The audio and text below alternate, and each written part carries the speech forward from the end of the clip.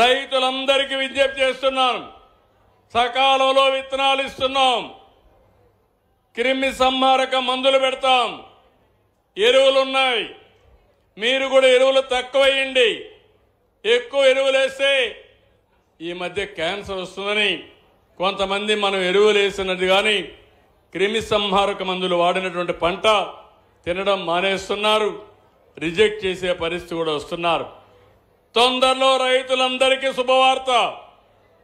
కేంద్రం రైతు భరోసా ఇచ్చిన రోజునే మన వాటా కింద డబ్బులు మీ బ్యాంక్ అకౌంట్లో వేసే బాధ్యత నాది.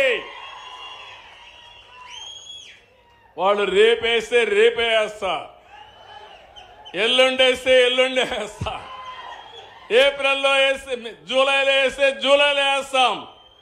సరేనా అని మిమ్మల్ని అడుగుతున్నా. 3 విడతల్లో ఆ డబ్బులు కూడా ఇస్తున్నా. మా ఆడబిడ్డలందరికీ శుభవార్త. ఆగస్టు 15 నుంచి ఉచిత ప్రయాణ సౌకర్యం మీకు కల్పించే బాధ్యత ఈ ప్రభుత్వానిది. ఏం తమ్ముళ్ళు చెప్పిన పనులు చేస్తున్నానా లేదని అడుగుతున్నా. 10 లక్షల ఉద్యోగాలు, దగ్గర 10 లక్షల కోట్ల రూపాయలు పెట్టుబడులు వస్తున్నాయి. 8,50,000 మందికి ఉద్యోగాలు వచ్చే పరిస్థితి వస్తుంది. నేను ఆ రోజు చెప్పాను, పిల్లలందరినీ కోరుతున్నా, సమయం వెయిట్ చేయొద్దండి, చదువుకోండి, స్కిల్ డెవలప్మెంట్ చేసుకోండి. మీరు ఇంటి దగ్గర కూర్చొని డబ్బులు సంపాదించవచ్చు, లేకపోతే మీరు పోయి ఆఫీసుల్లో పనిచేయచ్చు, ఫ్యాక్టరీలో పనిచేయచ్చు. అవసరమైతే మీకు ఉద్యోగం వచ్చే వరకు నిరుద్యోగ భృతి కూడా ఇచ్చి అమ్మా నాన్న పైన ఆధారపడకుండా మిమ్మల్ని ఆదుకునే బాధ్యత ఈ ప్రభుత్వాన్ని.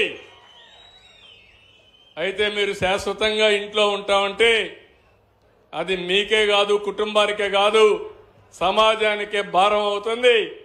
ఈరోజు కష్టపడే రోజులు పోయినాయి. ఈ విషయం కూడా మీరు గుర్తుపెట్టుకోవాలి. స్మార్ట్ వర్క్ అంటున్న హార్డ్ వర్క్ కాదు. ఏం తమ్ముళ్ళో నేను ఒకటి అడుగుతున్నా. ఇటీవల వాట్సాప్ గవర్నెన్స్ పెట్టాం. 550 సర్వీసులు ఆన్లైన్లో ఇస్తున్నాం. ఆగస్టు 15 నెలే 700 సర్వీసులు వాట్సాప్లో ఇస్తాం. అందరికీ సెల్ ఫోన్లు ఉన్నాయా? ఉన్నాయంటే చేతులు పైకెత్తండి. ఆ సెల్ ఫోన్లు వచ్చినప్పుడు మీరు చూశారు కదా, నేనే పోరాడే. అప్పట్లో నన్ను ఎగతాళి చేశారు, 420 అన్నారు. నన్ను 420 అన్నవాళ్ళు ఏమయ్యారో నాకు తెలియదు, కానీ వాళ్ళ కర్మ వాళ్ళకి తగిలే పరిస్థితి వచ్చింది.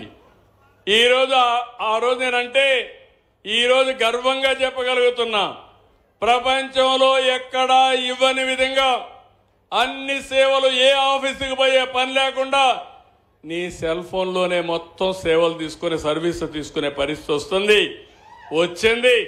అది ఈ ప్రభుత్వం సాధించిన విజయం అని మరొక్కసారి విజ్ఞప్తి చేస్తున్నా. వాట్సాప్ సర్వీసెస్ కానీ గవర్నెన్స్ అందరికీ తెలుసా అని అడుగుతున్నా. మీరు ఇంతవరకు కొంతమంది ఏమైనా కొన్ని గవర్నమెంట్లో సర్వీసులన్నీ మీ సెల్ ఫోన్ ద్వారా తీసుకున్నారా అని అడుగుతున్నా. తెలుసు అనేవాళ్ళు చేలిపైకెత్తండి.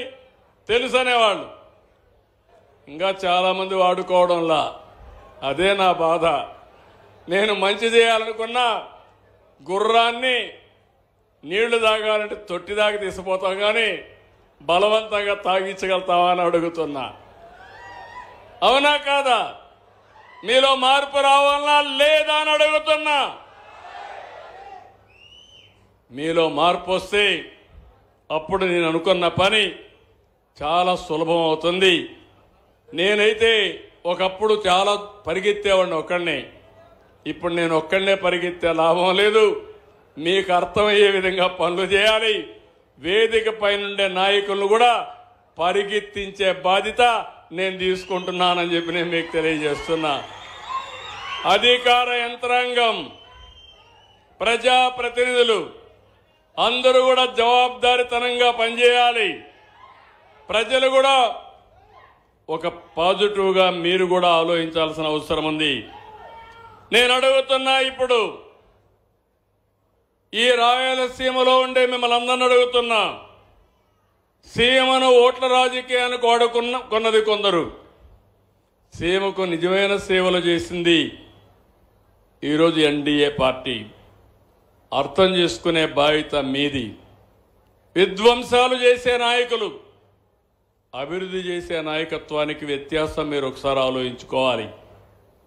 మీరు మొన్న చూశారు చిత్తూరులో, చరిత్రలో ఎవ్వరూ ఈ విధంగా 1 కేజీకి 4 రూపాయలు మామిడి పంటకు ధరిచ్చి 8 రూపాయలు ఫ్యాక్టరీలు ఇమ్మని, మీకు నష్టం వస్తే నేను కావాలంటే సహాయం చేస్తానని బలవంతంగా కొనిస్తే ఆ నాయకుడు అక్కడికి పోయి వాళ్ళ కార్యకర్త ఒక నాయకుడు 6 ట్రాక్టర్లో ఆయన మామిడికాయలు తీసుకొచ్చి ధర రాలేదని రోడ్డు మీద పోసి తొక్కిస్తున్నా అంటే ఇది రైతు ద్రోహం అవునా కాదా తమ్ముళ్ళు అని మిమ్మల్ని అడుగుతున్నా. ఇది విధ్వంసం అవునా కాదా అని మిమ్మల్ని అడుగుతున్నా.